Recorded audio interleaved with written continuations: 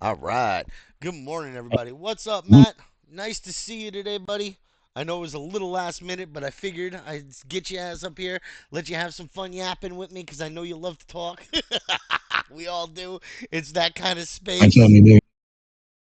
Um, but yeah, I'm just finishing getting it set up right now, getting the lives going, and we are live.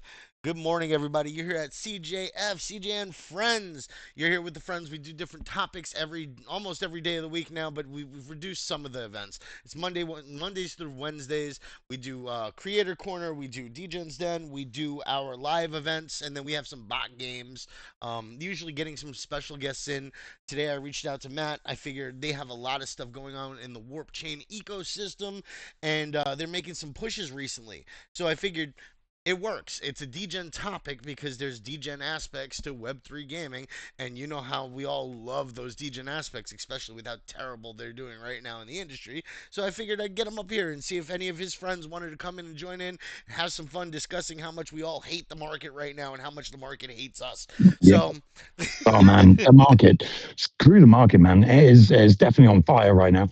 One thing I would say is like it's actually good to be doing a TGE relatively low because when everything goes back up again, you're starting from a low point, and it's nice. It's nice to be releasing a token without any calls to dump on you, without any VCs to dump on you, without any airdrops that you're giving people away tokens to cheat. It's good. It's just for validating our network and getting nodes up. yeah, yeah. Let's see. Chain said he was gonna hop in too from Voxy, so I figured I don't see him in here just yet though. But we'll see what happens if he ends up rolling through. It's always interesting to see the different mentalities around it because there's two very distinct corners of gaming. There are the people in gaming who hate the whole like token aspect, but it's a part of the industry, right? And they know that it's a game they have to play if they're participating in Web3 and the gaming aspect of it and trying to potentially earn from it, right? But these people just hate the whole experience because it takes away so much from the gaming itself. It takes away from the fun of it, the love of it. And I know a lot of people who end up saying if you turn it into a job where there's money and stuff like that, then it it hurts the experience and the fun of the game itself. So it's a really hard balance that you have to have. It's a hard line to toe, I guess you would say, when it comes to tokens and what you're doing in the industry. Yeah, for real. I mean, basically, everyone hates tokens in gaming. No one more than me, because I've seen how much devastation it's caused to the entire industry. And the main thing is that people have always gone back and forth with, "Oh, you just need to make a great game. You just need to make a great game."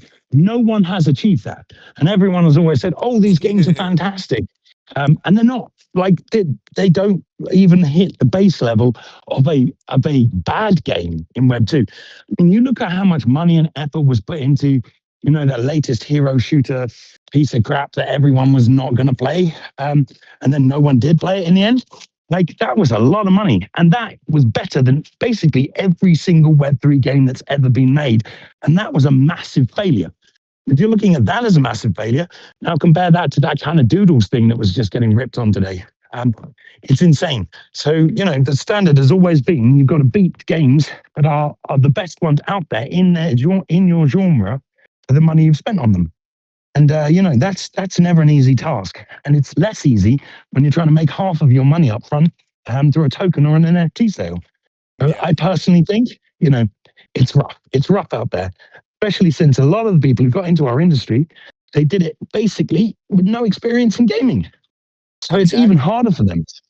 It's Well, that crazy. that's the So, thing with Web three. Most of the people starting off and participating in Web three are new to everything. They're new to creating a studio. They're new to building a game. They're new to blockchain technology. They're new to starting a business in some cases. They worked places and they participated at high levels of things, but they never like started their own thing. So like and that alone, you may have learned everything you learned participating in the industry as an employee, as somebody with like no stake in the game really, but now you're building something for yourself from scratch with no funding usually, or with very little capital to start off with. So it's a whole different ball game. And people are like, oh yeah, we helped build Star Citizen and blah blah blah. And now they're like, oh wait, this is harder than I thought it was gonna be. Oh, 100%, man. Like, I think the thing is that people don't realize the learning curve is horrific. Like, just Oh even yeah, getting the game up and running, like, even if you have this AI stuff, right? One of the things that looked really hilarious to me was a bunch of, DGen stock traders deciding the entirety of the games industry is cooked because Google came out with an AI world thing. It's like, okay, let's just say that that is going to be the way that people make games in the future. Who am I betting on? The people who've made hundreds of millions of dollars or billions of dollars in games, or like some guy who's randomly going to do it? I'd either bet on creators who are in gaming to be the ones to have popular games, or the people who have done it before, are very, very good at it, and those guys actually using those tools to make even better games than the average. So for me, it was just bizarre to see people like, oh, gaming's cooked. I mean, not a lot of people know about gaming until you're on the inside of it, and it is brutal. Whatever yeah. you think is happening in Web3 gaming, happening worse in Web2 for some reason. Yeah, I mean, look at Ashes of Creations. They just shut down. I do want to introduce Nadim. He's joining us here from Voxy Tactics. He's their marketing guy, as far as I know, right? Marketing, yeah, marketing lead from Voxy Tactics. He's a regular on No Cap Gaming. He's one of the friends from the Warp Chain ecosystem. He comes in, he hangs out, he shoots the shit with us. He discusses the industry, and I sent out an invite to a bunch of people from Warp today, hoping that they'd be able to join us and share some insights on the industry. And I just wanted to get him up here and give him the opportunity to share what he thinks about the industry and where we're heading, and what Warp Chain's doing, and how he's been having probably hair loss and stress from the whole industry, and everything around it, because when you work in this industry, you know how it goes. But oh no, Nadim, where'd he go? He poofed. We lost him. Oh man, you introduced him and you said he was going bald, man. That's why he left. Yeah. Oh, that's rough. Hey, That's rough. I hope I didn't get a sore spot. I don't think you scared I him know off. I'm I losing my mean, don't hair go mad. lately. Jeez. Mm. My beautiful, luscious head of hair. Hey, there he goes. Welcome back. It's back. Are you not able to speak? Hopefully, well, let me see. Are you having any issues? Do you have push talk on or anything? Like, let's see here. I might have to see. I might have to give you the guest speaker role so that you can free speak. Um, so,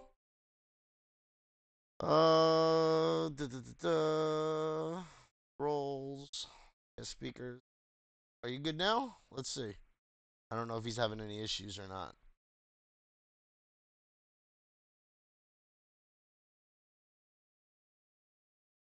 You all right there, Chain? You're muted, by the way, in You case know, you are speaking. I had a weird issue with Discord the other day when someone was running a stream. I think you were running a stream, Parish, on our Discord. And what was happening is like I was trying it, and every time the stream kept crashing. And when it did, my Discord froze completely. So, I just lost all the sound, which was crazy. So I wonder if that's happening.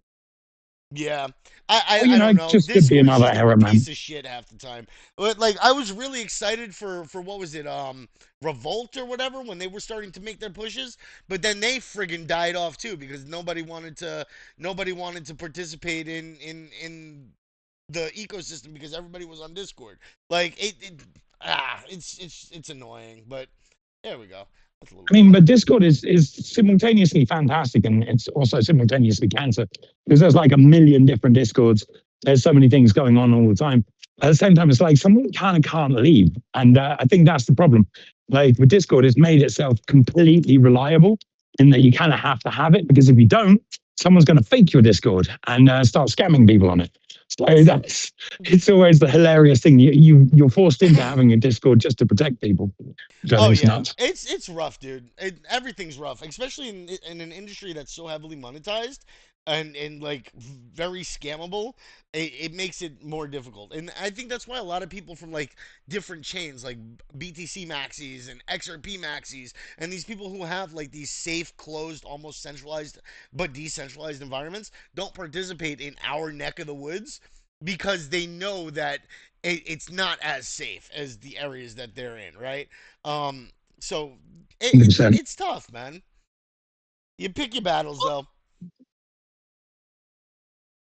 Yeah, I think one of the interesting things about it is that we're also optimists because you wouldn't find any other sort of group of people who are willing to download a dodgy client off the internet and Oh send yeah. money to a random address and just hope that they're going to get paid back in time.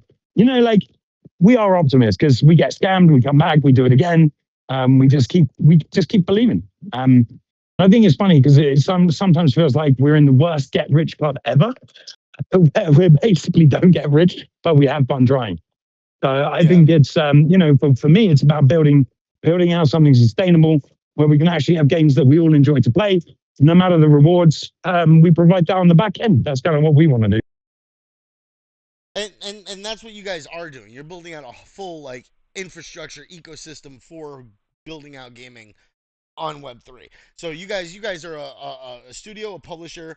You guys are doing marketing incubation support for new games that are coming to market, with the focus on games that are launched already and trying to help them improve Yep. their reach and their tech in the background with the warp chain and the warp nodes. So and that's one of the topics that's really tough, right?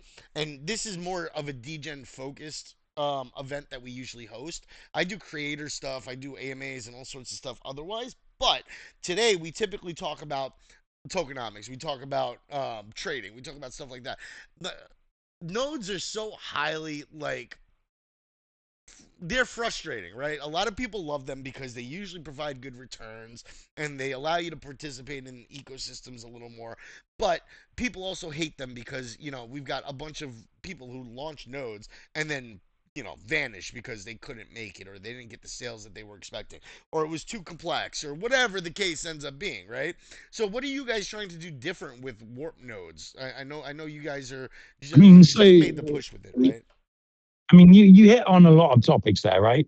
So first off, a lot of people who come into the space doing nodes, they're not doing them or they weren't doing them for any particular need in their business, right?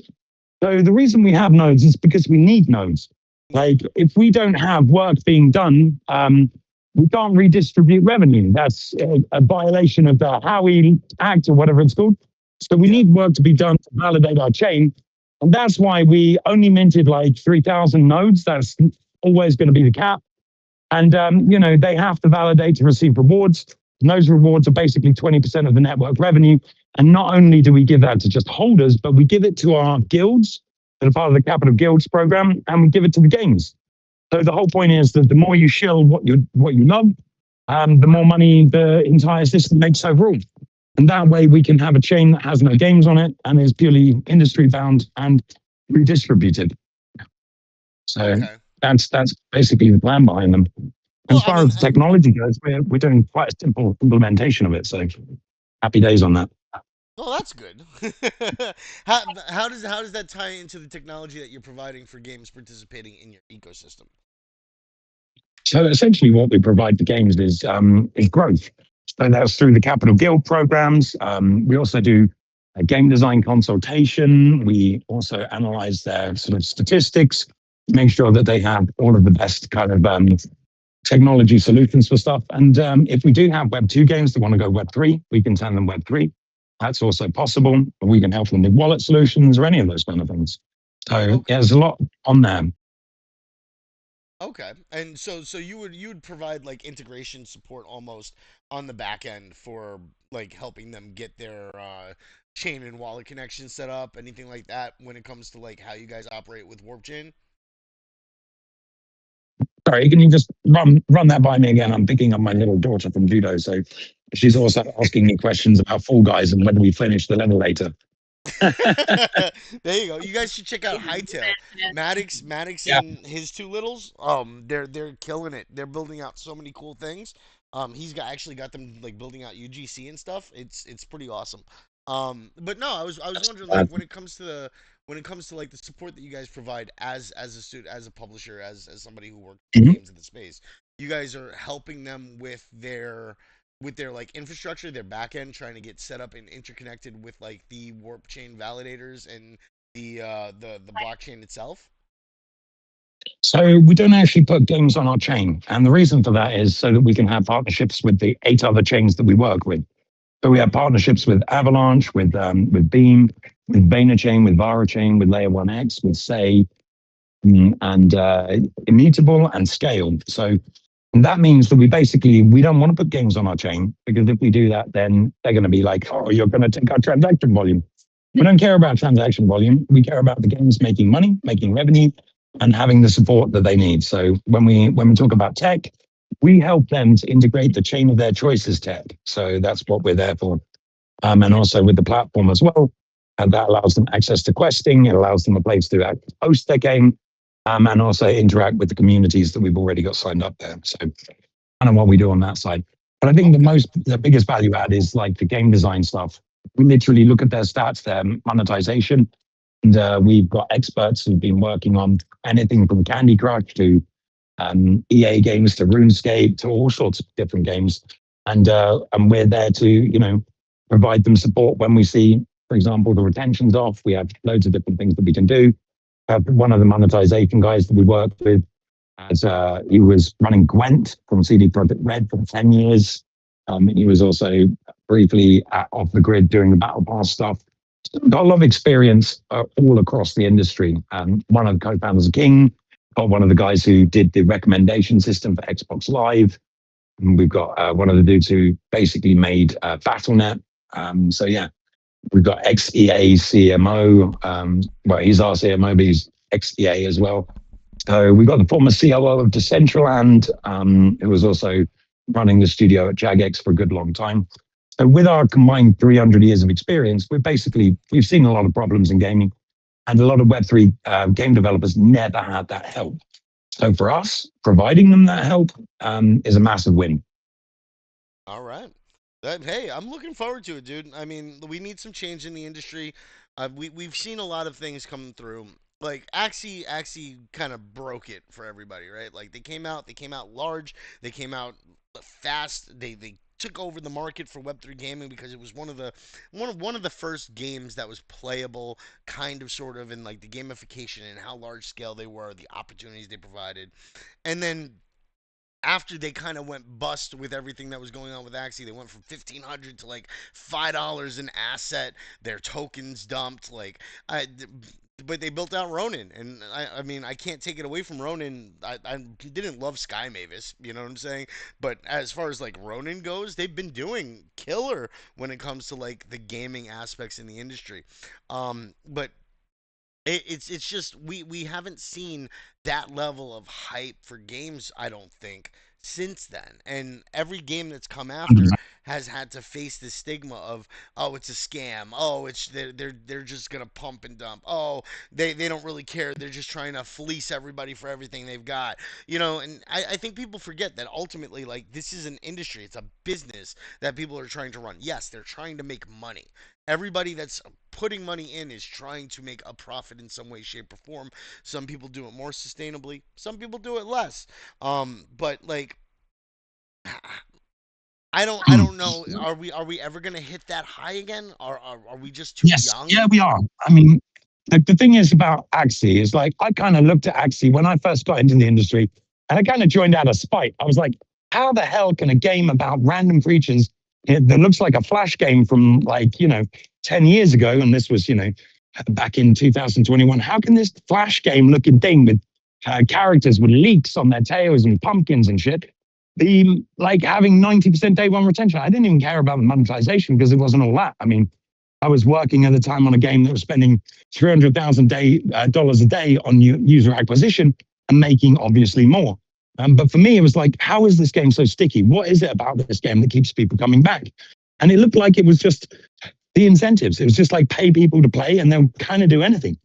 So, it's about finding a way that the incentive is to earn stuff, but to actually have a real player driven economy which makes a huge difference. Like having a player-driven economy where people actually want the stuff as opposed to just selling the token. Because if you look at how that worked with the amount of smooth love potion that was being generated, that was only ever going to succeed when the market was absolutely ripping. And as soon as that left, as soon as that ability left, the whole thing collapsed down on it because games can only retain attention as long as they're producing new content and as long as there's a reason to come back every day. The only reason to come back is to sell someone else your asset. It's not a great reason. Like people sell stuff on, Counter Strike and the rest, but they also sell it and play it. It takes a very long time for a market to develop where there are purely people in it for the buying and selling. Like World of Warcraft, you could probably play that just by, playing in the auction house. But you again have to be someone who loved WoW enough to get into it, enough to know what these things are, opposed to, pure speculation. I mean, you wouldn't just join WoW because you like the stock market and you think that, oh, it's going to be fun to play the auction house. Like there's a whole law that goes with it. There's a whole thing.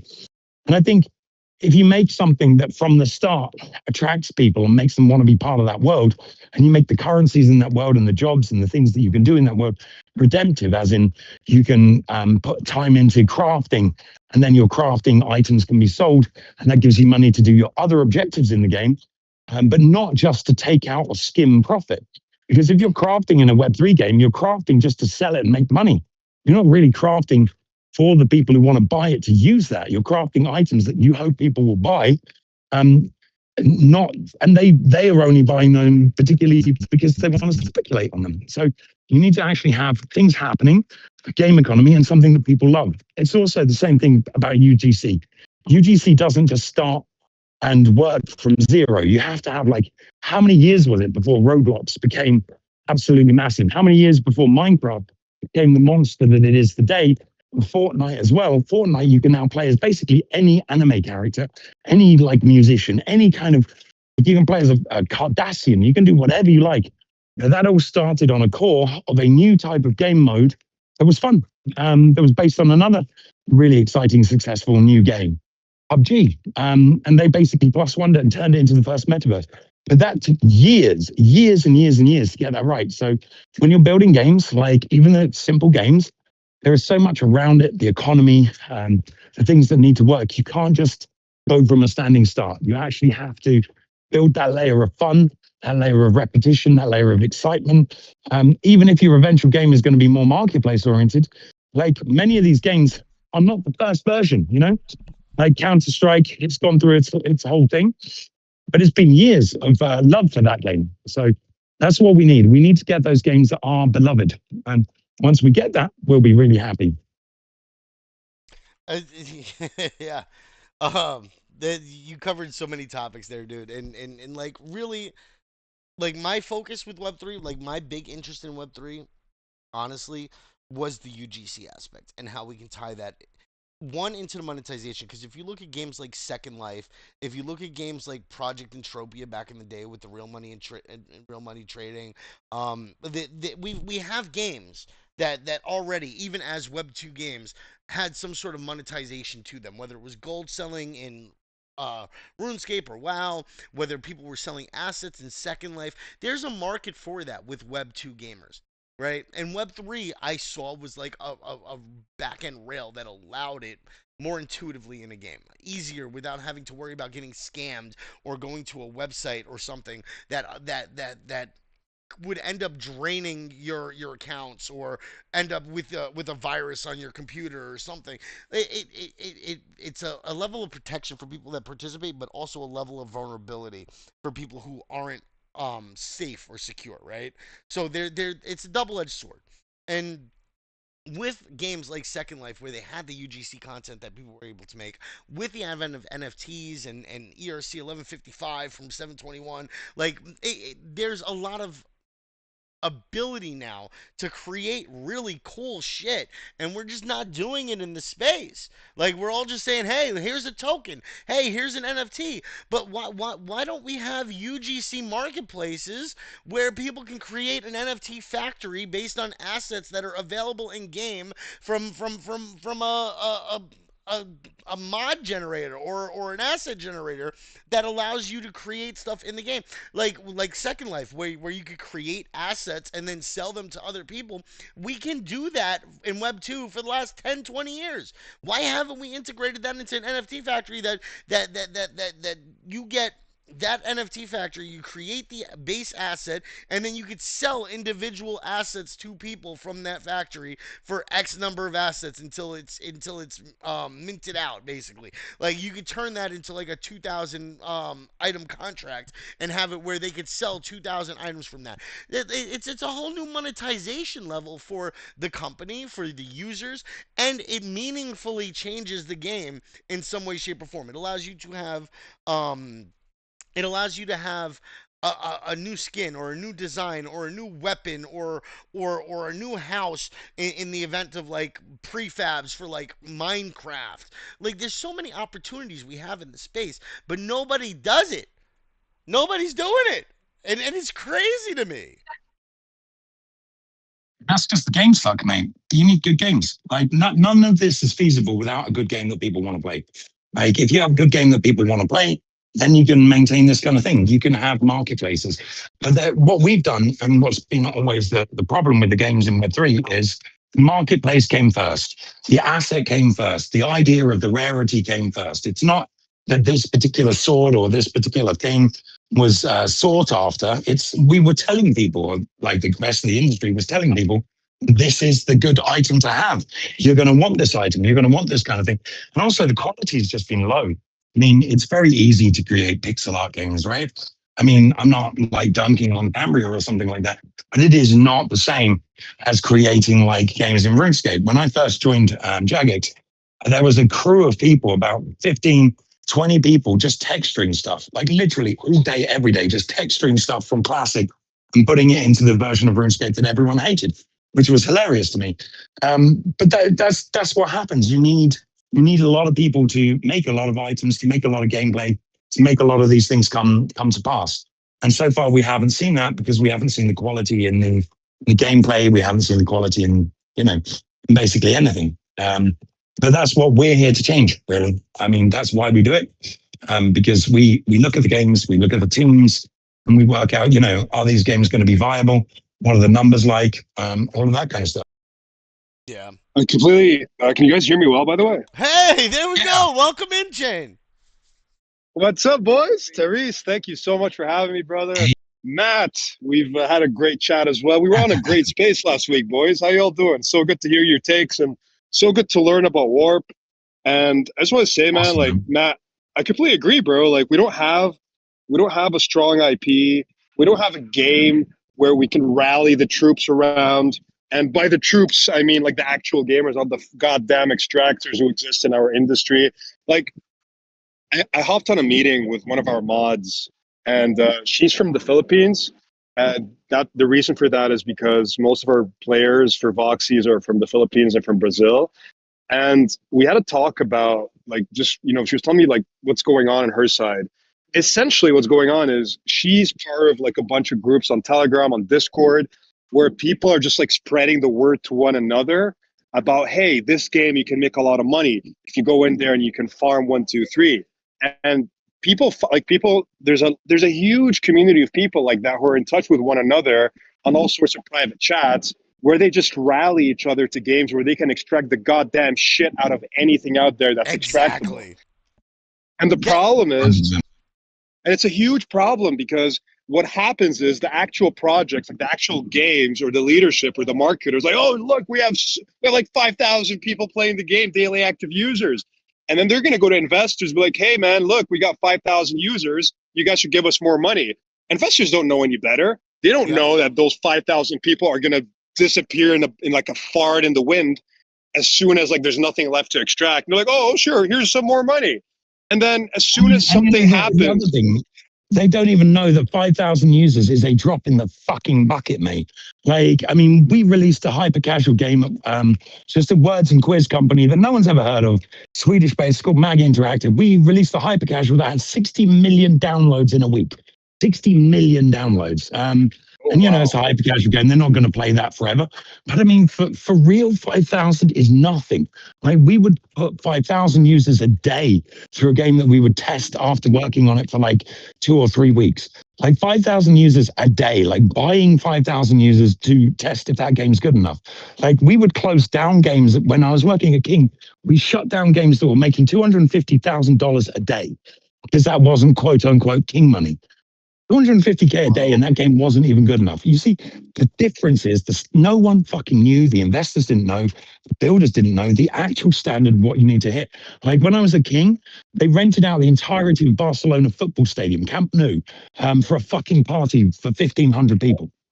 Like the Wow. entirety of the football stadium. Like the Barcelona office were absolutely going crazy. They were like, sliding on the grass and jumping up and down and all of the rest of it. But that is the money. They flew everyone from the entire company, even the Japan like marketing office flew them all over there. They had their own travel agent. They got to fly like business class on fucking Emirates because we were going to visit Tokyo Game Show because they didn't region lock where you could travel, which was a great scam from me and my buddy at the time, back in 2016 or whenever. But it was crazy. Like the amount of money these people were making, it paid off the entirety of every sort of thing in like I think it was 3 days. 3 days of revenue paid that off. I mean, if you look at the month's revenue statistics for last year, think Candy Crush, like God knows how many years old now, 12 or something, 98 million a month. The top game is that stupid fucking game where you just switch from left to right and its adverts are all over Twitter, where you have pluses on your soldiers and then minuses and shit. That game made $110 million dollars a month.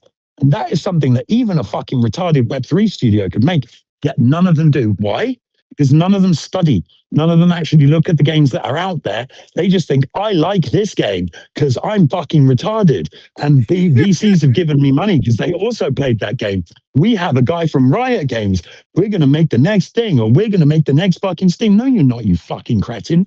Like these things take fucking 15 years to make for a reason. That's why they're worth billions of dollars. You absolute ass blaster.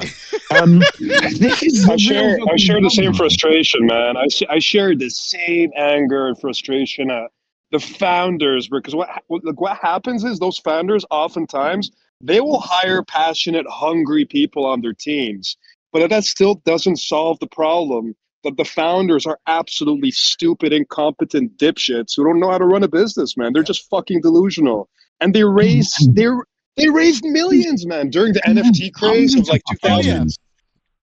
I mean, look at fucking And Paradise they're Tycoon. living That thing raised and they're 123 living off of million. that right now. They're living off of it Yep, until now. I'm telling you, man. Like there's a yep. lot of games still out here. They're surviving on the runway that they still have for 2021. And those You know, dipshits are also going to And they're shut still down no this year a better lot though. more. hopefully. I mean, one of the things that I think is a true fucking like real way to judge if a game studio is run by someone who should run a game studio or not is how much salary are the fucking devs taking. Oh If yeah. the people running the studio are taking like fucking 10, 15 grand a month salaries when they've just got VC, if they're spending like millions on marketing campaigns when they don't have a fucking product, these people should be fired out of fucking cannon straight into the sun. Because the amount of That's the poor, like problem. innocent gamers have been duped by a nice flashy video so you can knock up relatively quickly now. It's insanity. It's insanity. That's the problem though, Matt. Like when it comes down to it, like when we get those, and this is my argument against Token and TGE, right? And this is why I say games go into TGE to die. Because what happens Yep, is they go and they VC fundraise, they get X number of yep, millions of dollars, they fund their runway for the next yep. 2 to 3 years, they build some mediocre shit game, and then they launch their token to satisfy their investor requirements. Once they satisfy the investor requirements, if the token dumps, it's out of their hands. It's on the market. So they don't give a shit. They've made their money. They've been making their salaries. The team's getting paid already from investor funding. Now it's just whether or And not the they go and investors can start new recoup builds. their shit. They walk out of that and they walk into a plum fucking job at like one of the biggest companies in the world, managing their blockchain shit after they've Yeah, just blown to help 53 them million now up someone's fucking ass. fail up as well, and that's where the problem is, because it's like, oh, this guy was a founder of the XYZ company, and they fundraised tens of millions of dollars. And They you know, also failed the worse terribly. you do, the better you go up, right? Because Yeah, if you blasted all your money on fucking parties and fucking marketing and taking you've shit met tons of, everybody. yeah, You got everybody in your yep, Rolodex. You know, like, yeah, exactly. You sold your it's a circle NFTs jerk 15 times over. industry for sure. Yeah, and that Guys, goes all the way up in the chains. It does. I was at a pitch competition for startups at Consensus in Toronto last Mhm. year, Yeah. and there was like 20. I was there. I saw the whole thing from start to finish. There were like 20 startup projects. I think four of them had something to do with gaming, and I swear to God, every single one of them, as soon as they stepped up to pitch, I saw like some of the investors like face palming. They were like, "Oh my Yeah. God, fuck off! Like I don't want to listen to a Web This three. shit They're not into again. it, man. Yep. They're Yeah. fucking done, bro. They're done with Web3 games, man, because of what you guys are talking about. Investors Exactly. are fucking done. But you know what? It's the Yeah, I same mean, thing with many of them everything left else in the investing to jump industry. into games. It's insane. Like I knew a game studio that basically got like when I set up my studio, we got 1.27 million funding in the bear. We got up to 250,000 active players, and we run our runway exactly when we told them we would. And you know, we did exactly everything that they asked us to do, including making a stupid fucking Telegram app and getting a certain amount of people on our social. They didn't fucking give a shit that we had a viable game. Yep. What happens is if you don't pay the merry-go-round, if you don't like literally come from VC backing, you'll get fucked. We came from an industry where we actually concentrated on making the game from fucking day one. Our first release was before the last check landed. But the people who were, you know, of our cohort, one of them got funded 5 million. He had never run a game studio before. Yep. Like he was a kid out of ventures, straight out of ventures. And I asked our investors, why did you give so much money to this guy who's clearly got no fucking clue? Who's trying to resurrect a dead IP for a dead gaming genre? And they were like, oh, he's got a lot of contacts. I was like, bro, I could literally get you on the phone to the fucking head of King, the head of like 3 or 4 different companies. I was saying the same thing to the guy from Avalanche. He was like, oh yeah, so what kind of contacts do you have in the industry? I was like, well, are you playing Arc Raiders? He was like, yeah, I've got it open on the other screen. I was like, bro, I literally have that guy as a first contact on LinkedIn. I could go for coffee with him tomorrow in Stockholm. Like, what more do you fucking want? Like, you need genuine Brother, people. you know what the tragedy is? You know what the tragedy is? The tragic reality is? It's who got there first, bro. It's not Yeah, how smart you are. It's exactly. not how well connected you are. It's simply what it simply was who got there first during First the mover bubble. advantage. And it could have been the dumbest dipshit, which most 99% of the time I It think it was. was, who were just there at the time. I'm telling you, man. I They know a would few invest founders in anyone with personally. fucking fingers. It's completely unfair and ridiculous, and they fucked our reputation. They failed us Oh yeah. entirely. They Yep. they ran us into the ground, man. Now what we need a Vitalik for Web3 gaming. Mhm. We need a Yep. fucking genius. We need a pioneer. We need an egghead with real vision to get into this space and build a killer IP. And that is the only way we're going to come back. I Because don't. some 100%. mediocre, 100%. even above mediocre, bro, even like above average is not enough. We need something fucking spectacular as a game so people can look at it and say, oh, there is something to this after all. But right now, we're We fucked. need games to make just regular money. Like if games in the space made regular fucking money. If you look at Capybara Go, again, it's like Flash style graphics. Capybara Go could be made by anyone. You could vibe code something similar to that. Yeah. Within about half an hour, you would have something that looks roughly similar. I mean, it's text based as well, so that would be even easier.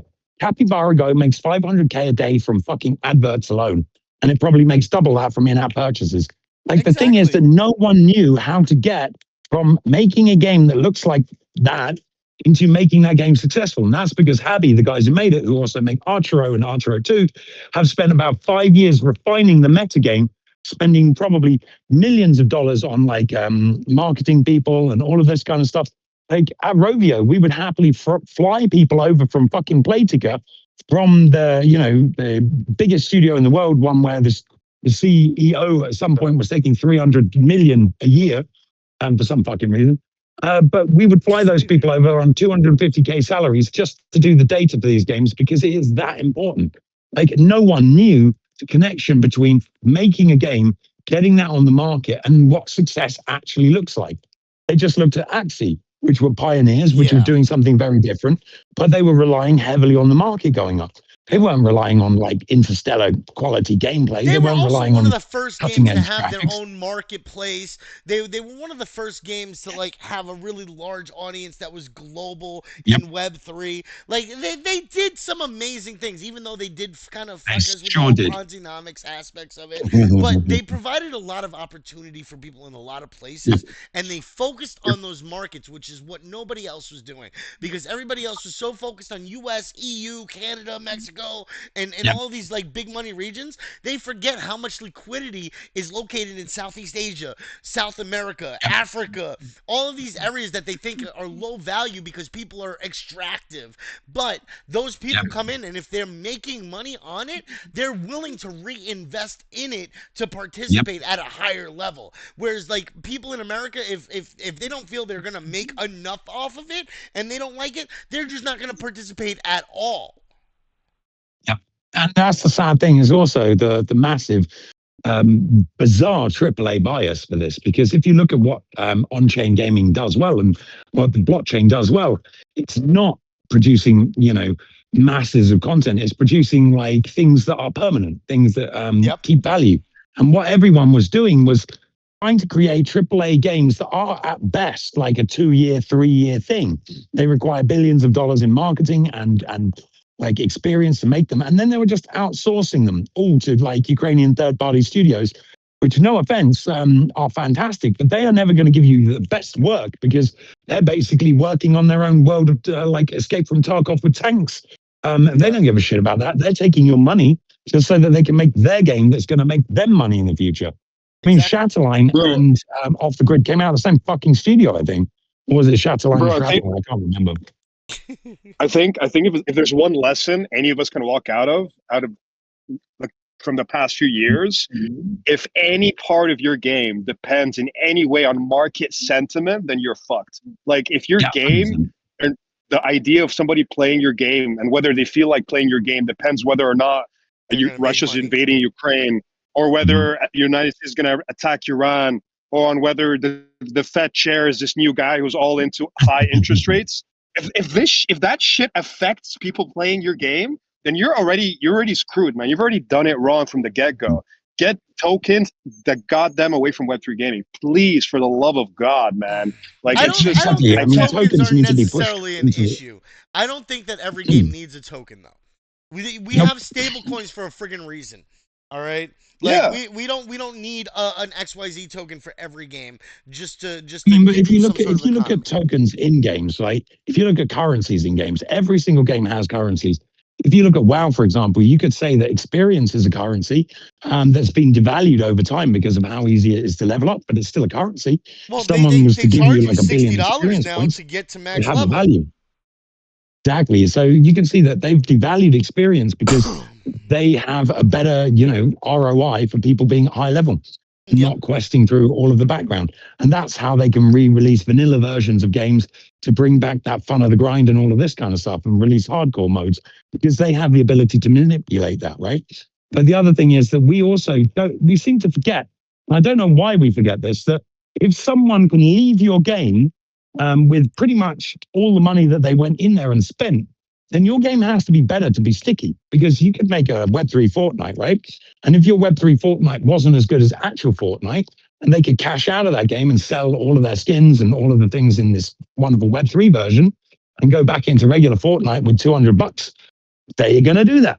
The reason Yeah. why Fortnite works so well is because if you spend $200 in Fortnite, well, fuck you. You spend $200 in Fortnite, Yep. you might as well keep spending. That's And the this is thing what we though. also fail to believe. It's not a captive market. It's an open system. People can leave anytime they want. Yep. And that is good for the player, but that's only good if you present them an experience which is exciting and they want to come back to. That's the thing though with like man, the and whole. it goes back. No, go ahead, Indeed. Yeah, brother. Look, it goes back to this strange perception that I only see in Web3 gaming, which is like we're a Web3 game. We don't have to be that good. Our shit is on chain. We're we're Yeah, we're, we're supported by blockchain technology. We can be a shit they game. expect us to be Blockchain. shitty. Yeah, Yeah, It's we the can. We're not exact here fucking to compete with opposite. the AAA titles. Like, why on earth? Like, I went to Gamescom and I went to Art Basel. I went to other events where like there was a Mhm. bunch of games and booths and whatever. And Web3 gaming was always like they always took like a shitty spot at the side or in some like All well, they can obscure afford. area. GDC with Arbitrum wasn't too And bad. So Yeah, it's no, because that we've was seen some lovely. of it. How many of those games are still up? None Tolan, from that GDC booth. Tolan's Tolan. Tolan's up, but that's now on abstract. Well, yeah. Oh, yeah. I mean, Yeah. Arbitrum, a lot of those smaller chains, Arbitrum, Linea, and Mm. honestly, even Abstract. Right now, I think Abstract's doing pretty well right now, but they've had a Mhm. lot of issues in the past with their marketing, Yep. with their creator relations and stuff like Yep. that. Avax It's was still a doing tiny amazing chain, for man. gaming at one point, but now they've Mhm. kind of winded down. They're not doing as much with gaming. They're like the coop's no longer there. A lot of people that were like these main Mhm. focal points for AVAX gaming aren't there anymore. The only ones Yep. that have consistently been pushing the Web3 gaming narrative are Ronin and IMX. Those are the two Yep. that have been sticking hard with it. Solana's pushing into the market now, but I mean, realistically, are they gonna do that great when all they've got are fucking Ponzinomics games like Exploited.fun and No. fucking Addicted and all those? Because that's all And we I mean, see that considering how tends to much it costs work. to mint a fucking NFT on Solana, there's never going to be a game at scale that's redemptive. Like, it's just too expensive. Look, the main thing that I see for games is if you create a good game, right, that people love to play, and then you create a sequel to that game, right? Then the good thing is that all of the people who have the assets from the original game can come into the sequel and they can use those assets. You can honor them, you can dust them, you can do whatever. And that's exciting to me. Like, it's exciting that you can create a franchise where you can have your skin from the very first game and the very last game. Like that cool thing that you got for participating in the beta, you can show that off 3 games later. Like that to me Yeah. is meaning. Like anything that brings meaning. Like I don't ever buy NFTs. Like I think I bought like one Sappy seal or a couple of Sappy seals back in the day. But I NFTs that I get for free, I rarely sell. Like I rarely sell any NFTs I get for free because for me, it's like, a lot of people get rid of their PlayStation 2s, they get rid of the games, but they keep the safeguards because that's the memories. So I Bro, you think could that, use NFTs in such creative ways to like sort of like you're exactly. saying, like get people to stick to your sequels. Like for example, imagine Yep. you guys remember Oblivion, which is like the prequel Yep. to Skyrim. I Yep. love that. So like imagine when you're creating your character and you're sort of setting up the face and the body and whatever. Mm-hmm. And then as soon as you create it, that becomes an NFT, for example. And then that just stays with you throughout. Like the Oblivion 2 and then Skyrim. Oh shit, like we know who you are. Here's that NFT you created so long ago. And then you could Yeah, use you can and have the like, I same don't face, you know, can have the maybe same character, rise the in value skills, somehow. so many good things. Like this is what I And liked it's a about it. reason for you to be like, oh shit, I already have this digital asset. Like I want to play the game again, like the sequel, Yep. because like I have an asset in that game. So, like you could use it in creative, sticky ways, but we're just not Yep. Yeah, we're See, not creative that there enough, man. because It's not there yet. We don't there have was those no eggheads. We incentive don't have to. those creative studios.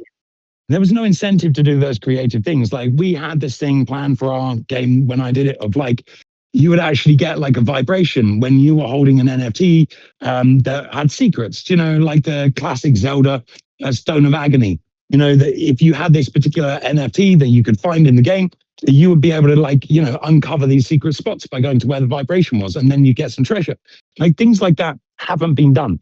I think people also think of NFTs like, oh, an NFT sword, an NFT sword is the laziest game design thing you can do because if you power creep the game, that NFT sword becomes worthless, right? So if your game gets better, and then people say, oh, but you could level up the sword. Oh, give a fuck. That just means you're going to have a boring game where everyone has one fucking item. No yeah. one wants to level up their iron dagger and continue playing with it. And also, if you have common fucking daggers, everyone needs a dagger to start fighting or like a sword or whatever. So everyone is going to upgrade from that dagger and try and sell it. And then as long as the price is above zero, some poor fucker is going to sit in a sweaty internet cafe making a billion of those until the price is precisely zero. So anything with that value will just get flooded out of the market. That's why when you're designing NFTs, they should be things that can only be acquired from the game. They can't be craft. Like I've never found a good way to do crafting with NFTs without like getting really fancy about having limited runs. Because if something that everyone has to have, like weapons and armor and stuff like that, is essentially unbalanceable without pissing off a ton of people, then you're fucked. Like our principle when we were doing like the division between what would be NFTs and what wouldn't, is something like armor and everything was off chain, so you could nerf it. See, the topic that we're getting into here Do you guys also share the opinion? Oh, sorry. I just wanted to hop into this real quick for Virion Sorry, because guys, I'm Virion, just lagging a little bit. yeah, you're a little behind. It's all right, but I see Viri on here. She's like, if tokens are eliminated in Web3 gaming, what makes it Web3 gaming? And I think that's a lot of what people like on the top end don't understand about Web3 gaming, right? Like, you don't need a token to make it a Web3 game. It's about the technology and what it allows you to do and create and put into the game, or take out of the game and put into another game, or any number of potential I mean, possibilities. I'll give you an example of a purely non-token use that no one's ever thought of a game. If you had a game that was like an exploration game with a maze, and then, for example, you have like the path that you've taken for everything, there is a way that you could then mint that as an NFT, and then you could sell that NFT to someone who would then be able to instantly explore all of those areas. There's like so many different things that you can do. So, for example, you run around and you visit every shrine in Zelda, or you pick up every Korok, and you could sell that as a like, I've been to every single location. And then bam, that is like, boom, I've collected all of those Koroks, or I've done all of this particular thing, or I've unlocked this new area that I couldn't get to before. Dude, or you're playing like Flappy. You guys remember Flappy Birds? Yep. Like Oh, it was hell this yeah. game that the developer got like, death threats because like his game was so frustrating to play. But like imagine when you start that game, you get your own sort of NFT, and then if you can sort of like go through 100 hoops or something, your NFT sort of evolves or something. It becomes Yep. worth something more, and then this would incentivize millions of people to just play the game. Like there's ways to get creative about this shit. Like I wanted to ask you guys something. Like do you guys also believe that play to earn is dead? No, I I don't think think it play to is. earn is not dead in the. I think maybe classical play to earn, as in that I just exist in this game and the game gives me money for existing, may be dead. But I think the play to earn can be. If you look at say InfoFi and the questing and all of this kind of thing, if you look at it as like UA spend, right? If I'm spending $300,000 a day, if you are clever with how that UA is spent, if that money ends up in the pockets of the people who actually play the game to experience the game and to get hooked in it, then whatever that like CPI is, the cost per install, and how sticky they are, that has a value that can be defined. So if it's saying that, you know, paying someone 10 cents is enough for them to go into that game and have like a 50-50 chance of retaining in that game, you're going to pay them 10 cents to do that. And would you prefer to pay a person to play It's your very game? interesting you Or say would you that. prefer to pay someone else? And questing systems tried to do it. It's very interesting you say that because like I believe essentially like if you're gonna get play to earn as part of your game, I really believe like the only way to do it and do it sustainably is if your game is essentially a gambling game or a wagering game. Like I don't see any other use case for play to earn where it's sustainable. Like there's gonna have to be a There is wagering play to element earn. to your Like game. if you look at RuneScape, right? RuneScape is God knows 20 something years old game, and I mean, I was working there 4 years from like 2008 to 2012, so it's got to be even fucking older than I think. But yeah, it's an ancient fucking game. It's an open economy. People farm gold in that, and they sell it. People farm a free thing that you can get for free in the game, and they sell it to speed up the time to do it. So play to earn is basically about someone's time is worth essentially less than yours. Your time is more valuable to you, and you're willing to pay $50 for not grinding that thing, and someone else is Exactly. willing to spend 50 hours to grind that Pay to thing. That progress, is a not pay market to with a win. dynamic. Exactly. So And you that's are what you that's are what paying WoW for that did gold. really Yeah. well. Yep. I mean, but all of these things had black market stuff. Like a lot of people were mining gold in RuneScape and selling. A lot of people who went into Web3 were doing it for those exact reasons, that they were actually, you know, getting items or accounts up and selling them.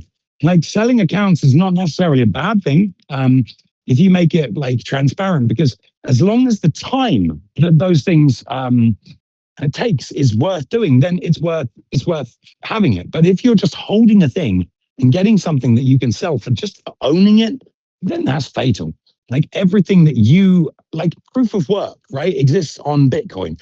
Proof of play, essentially, is a funny concept because what they do is nothing near. But if you actually have played for an hour, you've gained a certain amount of resources from that game, whether it's skins from killing wolves or whatever, or it's whatever it is, and that has value in your time. And now mobile games are great at basically allowing you to shortcut that shit. Even idle games, they'll do the same thing, but that has value in time, and that time is quantifiable to money. And if you are willing to pay another person peer to peer like $10 for 50,000 WoW gold, then that's what it's worth.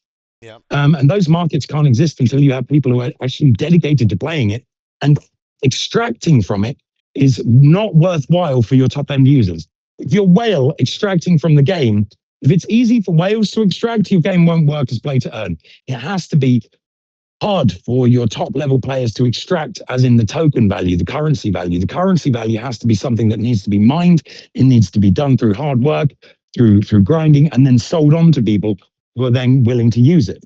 And I that's think, really, Matt, like the you have to complexity have a that a lot of setup. founders don't appreciate is like, I think a lot of founders don't appreciate the complexity that goes into actually executing something like what you're describing. Like getting something like, I don't want to say tokenomics because we're talking about play to Mhm. earn, but let's, for the sake of argument, call it tokenomics. Getting that right, and the onboarding, and the UI, and the login integration, and somehow figuring out a way to make like everyday people who are not crypto native able to engage with your game while it's play to earn. Dude, that shit is hard, man. Like, and I haven't seen a company. We have all the people that can do that stuff. We have game balancers. Like for a game that we were planning to build in King, we hired a PhD guy who was literally there to spreadsheet and game balance. We have game economists. Like the thing that really pissed me off when raising was people's constant question, who's your tokenomics expert? And then pointing me to people who'd never fucking shipped games. And I was like, this guy, like I literally balanced like all of these cues in mini clips, like April Paul, for like how much they should cost, how long they take to get, like all of the stats. I had a fucking physics sandbox for it. Don't tell me that some fucking kid who just walked out of like fucking what is it, McKinsey or something, is going to tell me how my game economy works when they've got no fucking experience. Unless someone has worked on $1 million a day game in a balancing role, they are fucking incapable of doing anything about tokenomics. I'd love to see, there are so many in 22, 23 even, there are so many tokenomics experts or tokenomics companies or tokenomics consultancies. How many of those fucking exist anymore? Because at the end of the day, it doesn't fucking matter. The CEXs will drain you, the market makers will drain you, the calls will dump on you, the airdrop people will cheat immediately. No one gives a fuck. Like everyone is just in it for that sweet, sweet cash. It's like you get given Monad or whatever. You fucking cheat as fast as you can. And of course the price goes up. Everyone will cheat as soon as they get the fucking thing. They'll throw it straight out the window. Like that is whatever tokenomics expert, they will never talk to you about like, okay, maybe you should actually rebalance it so that you have crafting items are in batches of 5 and then you need to refine them. The refining process, like no one will ever fucking talk to you about that kind of shit because it doesn't The interest Web3 them. gaming crash or the industry's reputational crash, it didn't just cost us users, it cost us talent. There's so many people, talented individuals who just left the industry. They're like, fuck this. We're not going to be part, we don't want to be associated with this. And then they went on to, in their idea, get a proper job in Web2 or otherwise. So it's not just users that we lost. We also lost the talent you're describing. It's very hard to find that talent now. Well, that's because they got tired of the bullshit. Like, I mean, 100%. realistically, I've worked for a couple companies now as CM, and like, aside from the communities are usually wonderful. You know what I'm saying? Like, the communities are great. I love hanging out with all these guys. These guys are fucking like these guys are sharp. They pick up on shit quick. They have amazing questions. They participate. They do all the shit that you would hope that a community would do, right? And then like, but then you have to deal with the bullshit from the company that you work with too, right? You have to deal with the corporate style fucking mentality in a wild west space where everybody does whatever the fuck they want, right? Like, and it's frustrating because like you It's have the frustrating because amazing aspects. you see the ideas and you see those things and not being honored. Like, you know, Brawl Stars was in soft launch for the longest fucking time. I can't remember if it was like 200 days, 400 days. But you know what actually brought Brawl Stars back was the community manager. Fucking loved the game and really fucking knew exactly what needed solving. And they, guess what? They took a chance on them. They took a chance on bringing the community manager in to lead the game. And that turned it around and it's now making them billions. Yep. And I mean, like, if you look Cerise, at there's it, something that you can probably relate to quite a lot, which is like I've also worked with communities a lot in the past few years in gaming, and there's an issue I've ran into quite a lot. Now, going back to the point about founders being absolute fucking idiots who don't Yep. understand marketing, who don't understand that community is everything. Dude, I've gone back to projects about the community feedback about and constructive feedback, not give us more money, but actual feedback Mhm. about the game. And it's dismissed. They don't give a shit, man. They're like, yep. oh, that's Yep. great. Well, especially when the founders are developer like oriented, like they're devs, that's usually a Oh, problem we because know they what's don't wrong. appreciate. We know what the issue is. We know where you're Exactly, going. and they have no We know. idea, dude. They have These not a guys these guys aren't developers. They don't know shit. Fuck these guys. Ah, you know, exactly, like dude. Yeah, they're not game developers. That's the thing. You've They're gone through this. fucking I can tell finance you've gone through the same fintech shit, bro. developers. You've gone oh through the yeah. same Yeah. shit. I had that I happen to me mean, with Blast Royale. I was telling them, like, yeah. from the get go when I got into Blast Royale, I told them, and I was like, dude, like, you guys are pushing this token. You guys have a really cool game. You guys have your bugs and shit. That's expected in Web 3. Nobody gives a shit. Bugs happen. Fuck it, right? But Yep. then, like, your back end, your setup for your token and being able to put it into the game and take it out of the game, spend it in the game, do anything with the game, goes directly through tickets. Jira and shit like that. Like, there's no back end infrastructure. You guys are gonna get wrecked on this. And they were like, "Oh, we're working Yep. on it. We're just trying to push the updates for the game and blah blah blah." Dude, you're going through TGE. Fuck the game at the moment. Get your token infrastructure set up. Like, if people Yep. can't spend money in the game, they're going to sell their token. They're not going Yep. to You know what keep it it. is, Therese? There's a thing, bro. I've noticed it, and it's very unfortunate, but there is a thing where developers, some of them, they look down on marketing. They Yep. don't Yep. understand it. They don't respect it. They think it's a bullshit thing. I've seen it with my own eyes. I've heard it in conversations, bro. They don't take that shit seriously. In their minds, they know everything. They have a big ego. I'm not talking about everybody. I'm just talking in a general sense, and Yep. they're just kind of like, yeah, dude, I'm a developer. Fuck you. What do you know? I'm the one building. Yep. I'm the one building digital Exactly. It's the skyscrapers. same in I don't it's the need same in community startup. feedback. Yep. It's just the same in all startup land, right? Like I had a music tech startup with a dev guy, and he was basically like, "Well, I'm developing it. I should have the majority of the startup." It's like, motherfucker, like I got us in front of like actual chats to develop this thing. I got Yep. us like people who are willing to work for it pro bono while we're still starting up. Yep. None of that mattered to the guy who was just like, "I'm building it." Yep.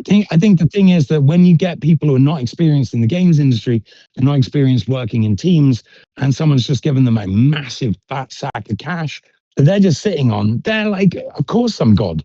It's the same Yep. with NFT founders. When NFT founders basically had everyone sucking their dick because people managed to, swap their NFT and flip it for like 3 ETH and they minted them for Yep. free.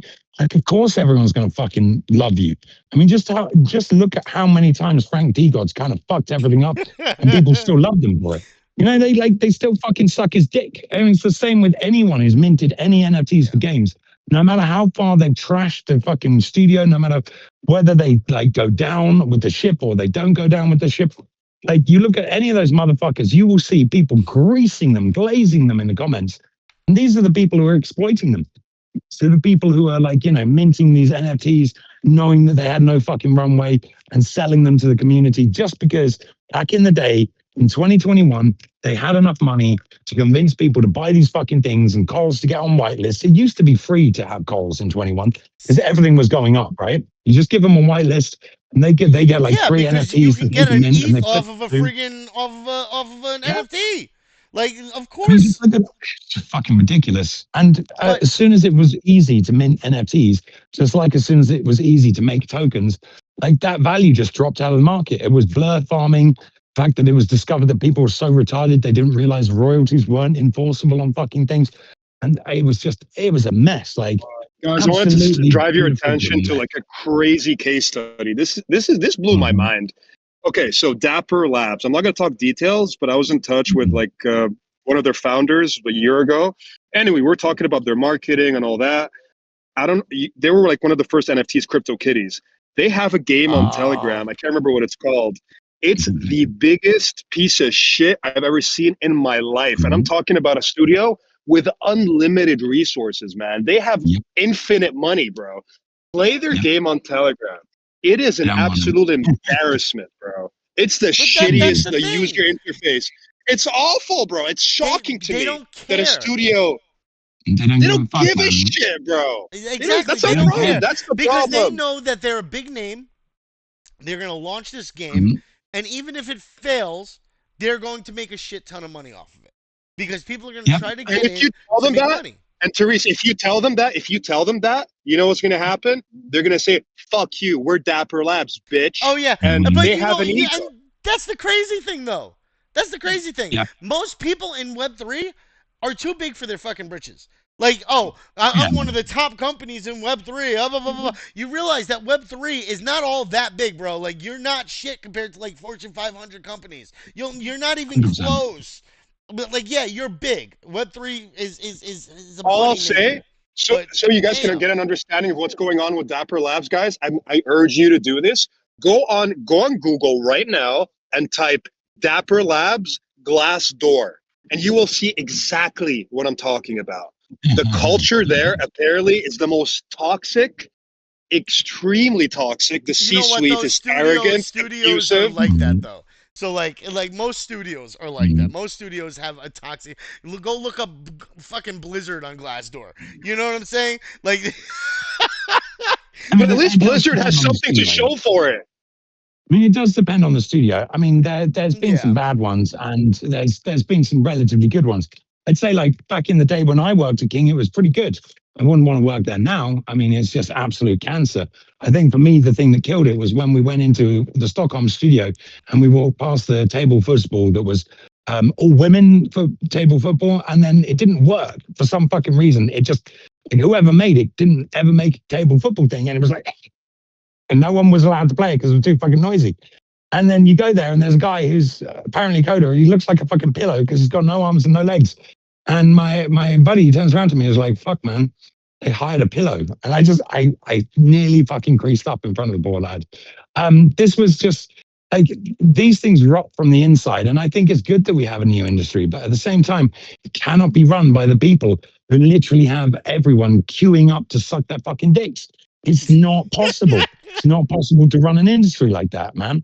Oh. Even the Roman emperor had a little slave guy in the back on his giant penis chariot, which was actually a fucking penis chariot, literally standing on a giant cock, saying, "You're still a human."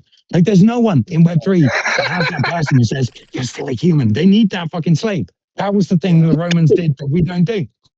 Still a Yeah. Yo, guys, man. I'm almost out of battery. I'm almost out of No, battery. I really have to same. run. Matt, follow me back on X, bro. I'll DM you. I'd love to I hop will on a do. quick call. Therese, brother, Sure thank you thing, man. so much for this opportunity, bro. Love you guys, and I'll see you on the next space, okay? Of course, Nadim. Have a wonderful day, dude. Again, marketing lead from Voxy Tactics. Check it out. Voxy Tactics is a game on Web3. They've been out for a little while now. Take a look at them, man. And I'll catch you next time, Nadim. I'll see you later, brothers. Take Good care, one, man. guys. All right. Yeah, On that man. note, we're Thanks for at the inviting me, hour, man. bro. Of course, man. I always have fun chatting with you guys, man. Like we talk about real shit. A lot of people just want to chill 100%. and pump their bags and stuff. And we have Yep. fun. We get a little wild with it, but you know what? Mm, That's part of being able to do our own shows and have our own fun with things. exactly. We get to be who we are instead of who Hmm. corporate America wants us to be. Um, but uh, but yeah, brother, we're gonna do the giveaway here. I usually run a giveaway Hmm. on the live events. We end up doing duck races. So we're gonna see which ducks win Nice. today, and then we're gonna wrap it up. Let me see stage track. Awesome. Thank you so much. I'm gonna go back in and check on my little one who's doing judo. And yeah, I'll catch you on the next one, Tarish. All right, brother. Take it I'll easy. catch you Thursday. Have a good one. Cheers. Thanks, man. Bye bye. All right. All right. Let's get this. Let's get this. Let's get it. Let's see what we're gonna have as far as our winners today. Oh, I did it open two. Oh, because I had another one open before. Okay, looks like tracking is going good again. Finally, let me get that open sheets. And we'll get the duck race started. I hope you guys had some fun hearing us yap today. This wasn't our usual space. This wasn't how we usually do things. This wasn't our usual live on Discord like we normally do. So I'm hoping I hope you guys had fun. I know I had some fun today with it, because I got to do shit that I enjoy doing instead of just sitting here trying to troll the internet and figure out what we're doing for a topic. I love Web3 gaming. I think it's something that we're gonna see really take off in the future as we go. Um, I think that we need to expand a little bit. We need to like have some serious builders in the space who are really gonna come in and like revolutionize how we operate, how like Web3 plays a part in what we do on a day-to-day basis, right? Like the ways that we interact with our content, the ways that we generate content, the ways that we really like make things better, and make it feel better for people participating as users and not just people participating as you know, yeah, you know what I mean. Like user participation, user improvement, user quality of life, and user ability to do things in the space and in the game based on that. All right, so I've got the list. We've got 52 people being counted right now. I'm probably gonna have to remove a couple because I know Matt and Deem are in there. Let me see here. Duck race. We're gonna do the ducks. I appreciate you guys for the questions, man. And Virion, I'm sorry for your virgin ears. Matt is wild. Matt has fun. Matt is just a really down to earth guy. He's not like one of those very corporate CEOs. He just rocks out, man. And it's something that I enjoy about Matt. But it doesn't make him very like PG or PG-13 or like friendly for family. And NSFW kind of style with him. And it's an awesome time with that though. So yeah. All right, we've got 50 people on the list. We've got 30 seconds on the clock. I'm going to get this up and running here. Let's move this over here, move this over here. Bang. All right. I love gaming. I've been a gamer since the 90s. Since the 90s. I started gaming probably early 90s with my cousin. And like a lot of you probably weren't even born when I started gaming, right? So like the game industry on Web 2 as well as Web 3, I've been super passionate about for a really long time, and I want to see it be a success in Web 3. It's just that it's so frustrating looking at how most companies and how the industry is trending when it comes to how they're operating, like what they're doing with assets and how they're trying to generate revenue and all the dumb shit that they do. It's just so frustrating, bro. But yeah, let's kick this party off. We're gonna do our three winners for today. 10 USDT each. I have a bot. I checked the numbers. If you were here for 5 minutes, you didn't get entered. I did it for I think it was 25 minutes for today's milestone requirements. So we're gonna kick this off and we're gonna get quacking. So ready, steady, quack for your ducks. Quack! Let's go! Let's go! Hey guys! Hey guys! Quack for your ducks, guys! I don't hear you quacking. We've got Quick Stuff, Jerry Gold, Your Study, and Pavan in the lead right now. Let's see. Dave trying to sneak up from the rear. We've got, who's this? Kyle the Shill God pushing for the win, and it looks like he's going to take it. Congratulations, Kyle, for the first win of today. All right, let's get this going. Let's get the next one up. Ready, steady. Let's get quacking. Go. Hey, stay wacko. Welcome in, brother. Not so you just slide through the doors. You got Your Study, Jules, Exy in the lead. If Exy wins again, Exy wins so friggin' much. There goes Annie, Derek James. We've got a few people in the lead right now. Derek James falling back. Your girly in the lead still. Khalifa pulling up from the rear. Who's that? Is that 2VM? We've got Hamez Ben. Who's that? Who's sneaking up? And it looks like it's Crypto Giant. Congratulations, Crypto Giant. We've got our second winner for today. Let's ready, steady, and quiet. We've got our third winner coming up. Ready. Let's see. We've got Utkarsh pushing forward. Sarah, Emmy, Blessed. Everybody's in the lead right now. And everybody falls back. Caroline, BTC, Annie, Emmy, and Apex Predator in the lead right now. Who's that sneaking up from the rear, though? It looks like Thon Ton, Nadia, Dave, and Mimo, Old Man Deco gets the winnow. Congratulations, Mimo. You've been winning quite a bit, too. Jeez. All right, congrats to all of our winners. Open a ticket with your EVM wallet and tag me, please. Create a ticket. All right. Congrats again, guys. Thank everybody. Yeah, no, that Mimo's duck was like zoom. I don't know. She came out of nowhere, bro. He came out of nowhere. He was just like, nope, I'm taking it. This is another win for me. Screw y'all. I want my USDT. But yeah. So on that note, we're gonna end the show. I appreciate everybody for taking the time to stop in. If you enjoyed the show today, if you like Matt, if you like Nadim, check out Warp Chain. They're on X. Warp Game Chain. It's a little funny with the X tag there, but Warp Game Chain. They're an up and coming publisher in the space. They just did their node sales. They're doing I believe they did their TGE as well already. They've got some things coming out. They're making pushes. They're got some really big supporters in the space, especially around Web3 gaming. So I would give them a peek. They're an awesome group. I love them. Having fun with them is a great experience regularly. And then of course Voxy Tactics. Voxy Tactics isn't a game that I've exactly enjoyed myself, but I also haven't touched this game in a while. It was a game that I played around with a little bit ago, but I haven't done much with it since. So maybe I'll give them a shot. I like Nadim. I like their team. I think that they're trying to do cool things. It's just it wasn't a game that I enjoyed because it was sort of like hey, hello. Um, it wasn't my thing. You know what I'm saying? Like their style of gameplay wasn't my thing, but I can see how some people enjoy it.